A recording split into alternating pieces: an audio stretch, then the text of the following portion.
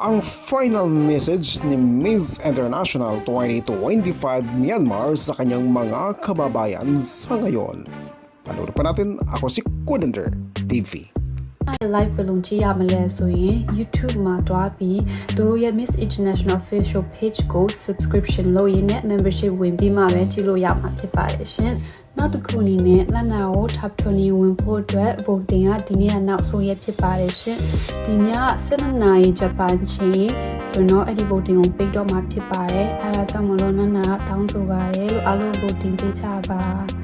ဒီအဲ့ဒီမိနစ်ပြန်ကြတော့သူ live လို့ရင်းနဲ့ Top 20ခေါ်မှာအဲ့ဒီ Top 20ခေါ်ပြီးတော့အဲ့ဒီ voting ကပြန်ဖို့မှာဖြစ်ပါတယ်။ Top 10 ဝင်ဖို့ပြန် voting ပြန်လုပ်ရမှာဖြစ်ပါတယ်ရှင်။နောက်ဆုံးအနေနဲ့နနာအရန်တကယ်ကျေးဇူးအများကြီးတင်ပါတယ်လို့နနာလည်း supporting ပေးတဲ့အတွက်ပြီးရင်နနာကိုအားပေးတဲ့အတွက်နနာဘာလို့အချစ်တွေရှိတယ်လဲဆိုတော့ကောင်းလေးနဲ့တူတင်ပေးတဲ့အတွက်လည်းအရန်ကျေးဇူးတင်ပါတယ်ရှင်။အနေဖြင့်တွေ့မယ်။ Thank you everyone.